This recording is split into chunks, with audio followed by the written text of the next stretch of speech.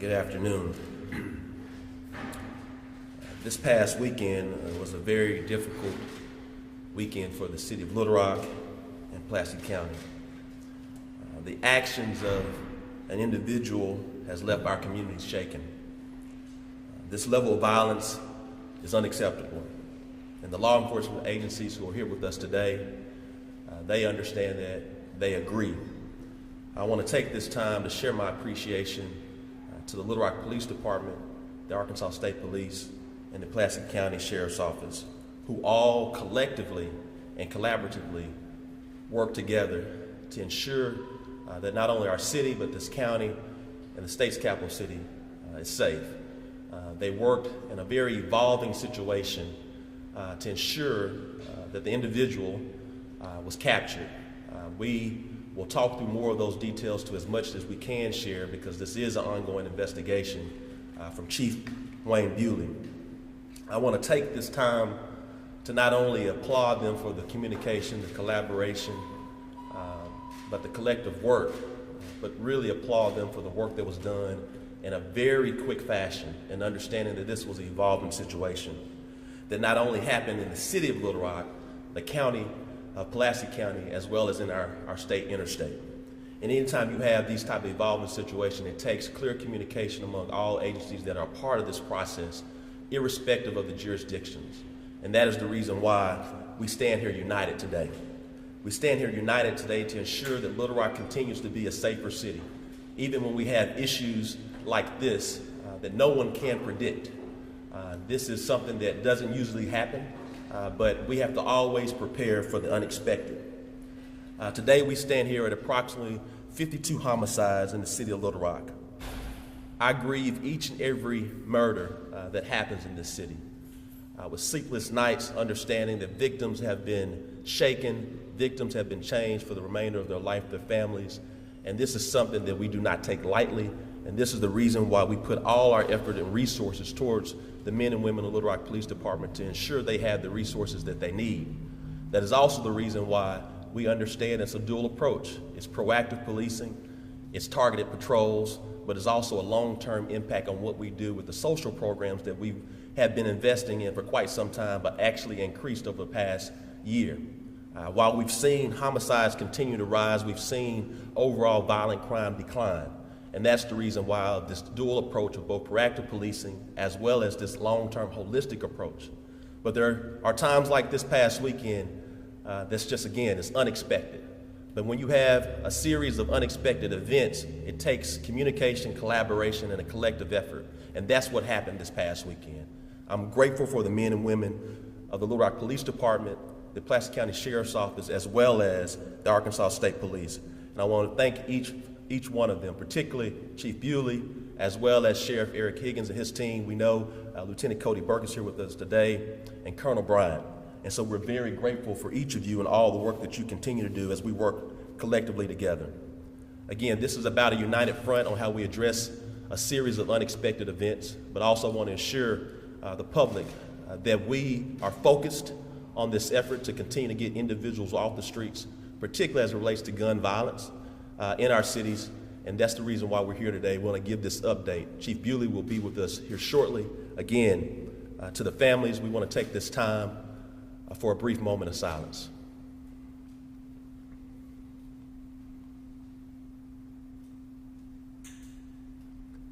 We take this moment of silence to honor their lives. We take this moment of silence to assure them that we are continuing the work. And so while we're here today to discuss this past weekend, we're also here today to continue to show and demonstrate the things that we're doing moving forward. Whether it's the investment in our real-time crime center that'll go online later this month that will put additional eyes on the streets, whether it's continuing our recruitment efforts. We're excited that we've increased our bonuses for new officers from $5,000 to $10,000. We're excited about the work we've done with the Office of Neighborhood Safety.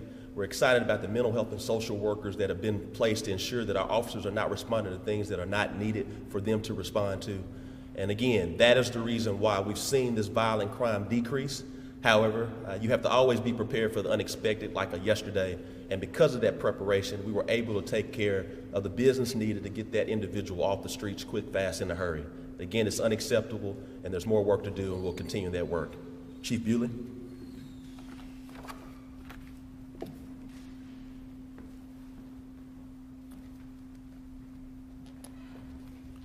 Thank you, Mayor. I am Wayne Bewley, Assistant Chief of Police for the Little Rock Police Department. As you know, I'm currently serving as the interim chief as our city continues to undergo the process, a national search for our next police chief. Today I want to provide an update on as the mayor said, on a series of shootings that occurred over the weekend in our city, in Pulaski County, as well as on the interstate system here within the city of Little Rock. Due to the number of the incidents, the locations, this required and involved a significant response from the Little Rock Police Department, the Arkansas State Police, as well as the Pulaski County Sheriff's Office. Early yesterday afternoon, myself and Colonel Bill Bryant with the Arkansas State Police had several phone calls trying to get updates, try to determine exactly what we knew, what was occurring, and together a decision was made to initiate our unified command, which the purpose of the unified command is, particularly in a situation like this, is to bring the different individual agencies that are involved, the leaders of those agencies together into a room where, as information and intelligence is being gathered across the different agencies, we can share that information in real time to provide an adequate, timely response. So with that, today I'd like to publicly say thank you to Colonel Bill Bryant, the Arkansas State Police, Sheriff Eric Higgins with the Pulaski County Sheriff's Office, who couldn't be here this morning, but we've been in phone contact. Lieutenant Cody Burke is here in his place. So I appreciate that partnership, and it is those type of relationships that makes things happen when we have a situation that occurred like it did on yesterday. I'm going to go through all of the events. Some of these are ours with the Little Rock Police Department, some are the Arkansas State Police, and some are also Pulaski County Sheriff's Office. But just to keep us from going back and forth on the initial chronological order, I'm going to go through these. I want to point out that we're not by any means saying that all of these are connected, but they are close enough, and we're considering the fact that there's a potential for that. So I'm going to list all of these, and then I'll highlight the ones that we actually have made arrests in at the end. The first incident I'm going to talk about occurred on Saturday, August 13th, 2022 at approximately 1:37 p.m. Little Rock police officers were dispatched to 9401 Mableville Cutoff. In this particular incident, we made contact with an individual who described two cars shooting at each other, and in the process of that, her vehicle was struck. She was not injured. We also determined that Mableville Elementary was struck approximately 4 times by gunfire as well. At the time of the shooting, there were 4 people in the school, all adults, no children were present, and there were no injuries reported in this incident. The second incident occurred on Saturday, August 13th, 2022 at approximately 1:53 p.m. Deputies from the Pulaski County Sheriff's Office were dispatched to a shooting at 4022 Fraser Pike. In this incident, there were 2 individuals in a vehicle. The vehicle was struck by gunfire. One of the individuals in that vehicle was struck in the arm. The next incident, Saturday, August 13th at approximately 7:20 p.m., Little Rock police officers were dispatched to 900 South Rodney Parham to a shooting just occurred. Our officers located one victim who was identified as Glenn Finley, 7/13 of 1999. Mr. Finley was pronounced deceased at the scene. The next incident is the first one that occurred yesterday on Sunday, August the 14th. It occurred at approximately 12:58 p.m. Deputies with the Pulaski County Sheriff's Office were dispatched to a shooting at Fraser Pike and 3M. Deputies located Dwayne Thompson, male, 58 years of age. Mr. Thompson was transported to a local hospital where he was pronounced deceased at the hospital. The next 2 incidents belong to the Arkansas State Police. The first one occurred Sunday, August 14th at approximately 2:43 p.m. Troopers with the Arkansas State Police dispatched to Interstate 30 eastbound at 65th Street to a shooting. In this incident, a victim's car was struck multiple times by gunfire, and the victim was also struck by gunfire. That victim was transported to UAMS. The next incident, Sunday, August 14th, yesterday, 2022. It was reported at approximately 3:13 p.m., but this particular incident, the victim, it occurred at I-440 in Bankhead. The victim actually drove to a residence, made the report at a later point, so it was a delayed reporting. The car, similar situation, one victim, car struck multiple times by gunfire, and the victim was also struck. That victim was transported to St. Vincent's Hospital. Then yesterday, August 14th, 2022, starting at approximately 3 p.m., we had a number of incidents, approximately 7, where an individual in a vehicle driving fired shots at other individuals that were in their vehicles who were also driving. All of our victims from Little Rock Police Department describe the suspect in these shootings as a black male driving a gray or a green Mercedes, BMW, Infiniti, or a luxury type vehicle. There was one additional incident where an unoccupied car was struck out on Shadow Lake Apartments at 1311 West Markham, and then Arkansas State Police had 2 additional incidents where cars were struck on the interstate. The locations of these were 5600 block of West Markham, Chenal Parkway in Autumn, a second incident at Chenal and Autumn, Markham and Bowman, 12,801 Chenal Parkway. Arkansas State Police had 2. One was on I-630 in Shackelford. Another one was on I-630 between Rodney Parham and Barrow. In all of these incidents, we had vehicles that were shot, struck by gunfire, but none of the individuals in the vehicles were injured. The one I mentioned earlier at Shadow Lake Apartments, 1311 West Markham, was an unoccupied vehicle that was shot by an individual that was also out of a vehicle, and that suspect was described as a black male wearing a white shirt. The last incident I'm going to cover occurred yesterday, Sunday, August 14th, at approximately 5:14 p.m. Little Rock police officers were dispatched to a shooting inside the Valero at 6500 Mapleville Cutoff. Officers on the scene located 2 victims inside the store, both suffering from gunshot wounds. One victim pronounced deceased at the scene. A second victim was transported to the hospital in critical condition, and as of this morning's briefing, that's been upgraded to stable. I cannot release the name of that victim yet at this point. We're waiting on positive identification for the homicide. The second victim was an Alexis Oliver, born 3/19 of 1976, and again, his condition has been upgraded to stable as of just prior to this press conference.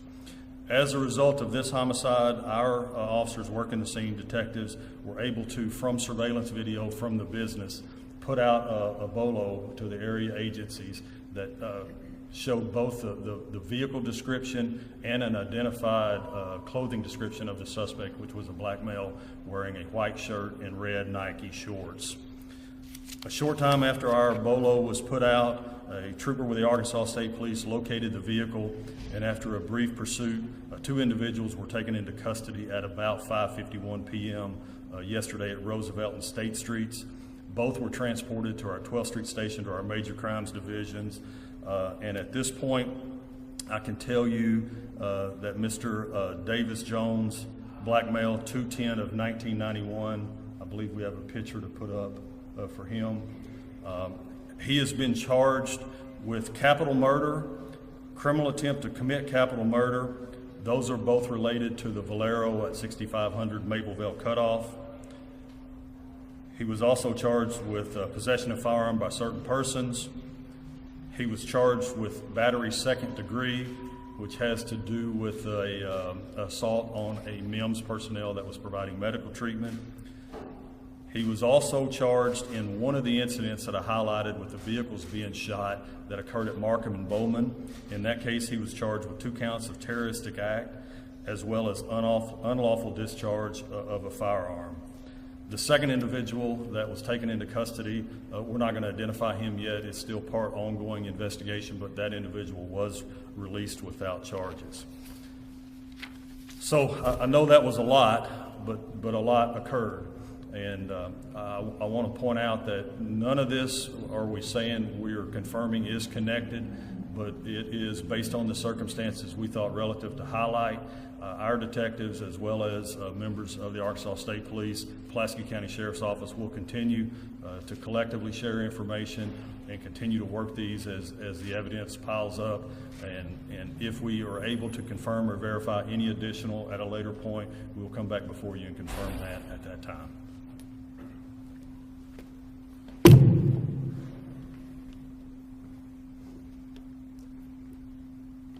Thank you, Chief. Again, we want to share our appreciation to Colonel Bryan and the State Police, Sheriff Higgins in the Pulaski County Sheriff's Office, as well as Chief Bewley in the Little Rock Police Department. Again, taking an unexpected situation, an evolving situation, proactively reacting in a very timely fashion to apprehend the individuals as it relates to what happened this weekend. We'll now take the floor for any questions. Yes, ma'am.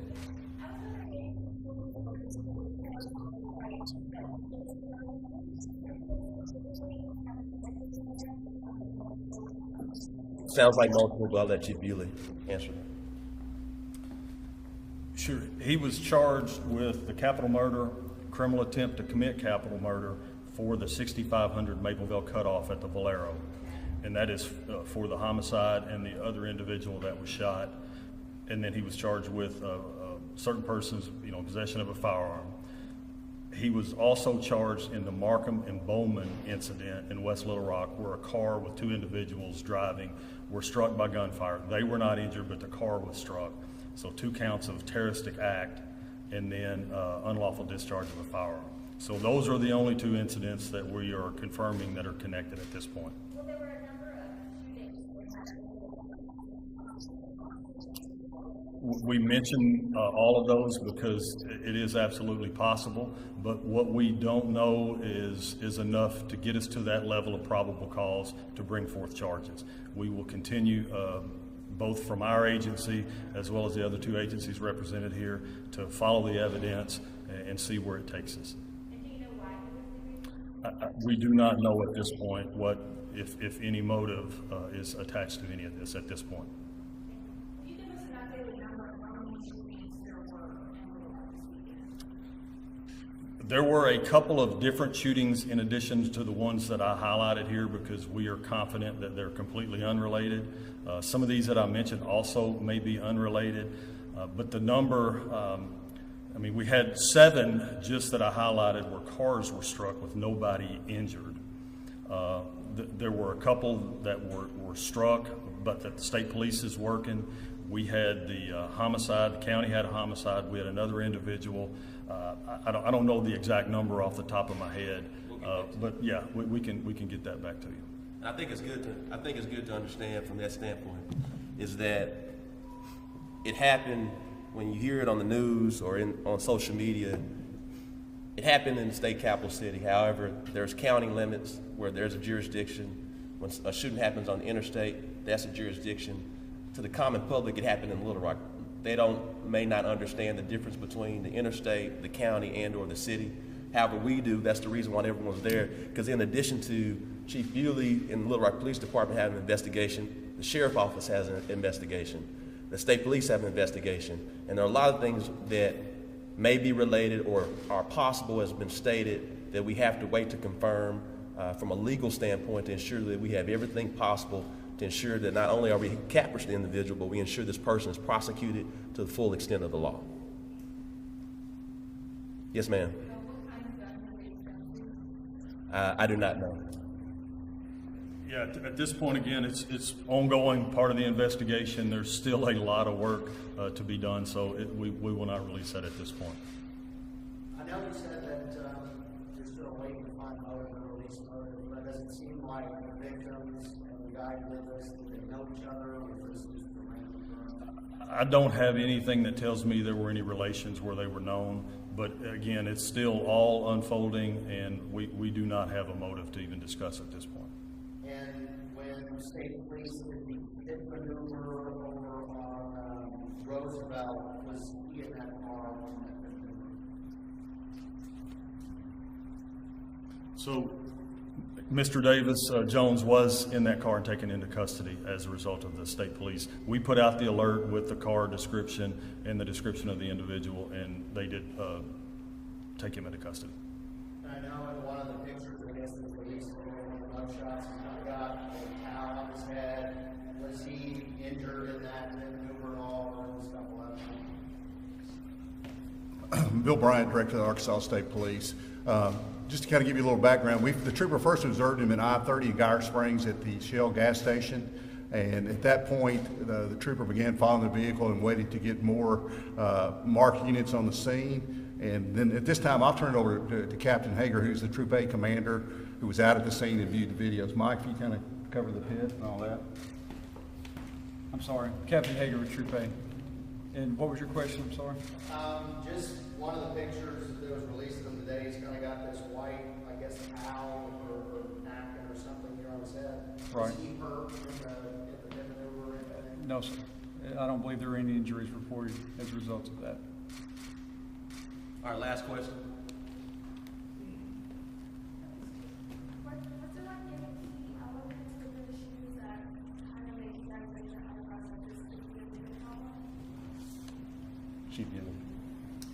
The question, everyone, is were there any key elements that made us raise our eyebrows? No, we just know that we had a number of incidents occurring, rapidly evolving, potentially related, maybe not related, and that's what led to Colonel Bryant and myself discussing this, deciding to come together, bring up the Unified Command, because we wanted to get out in front of this as much as possible and bring this to a resolution, which we did.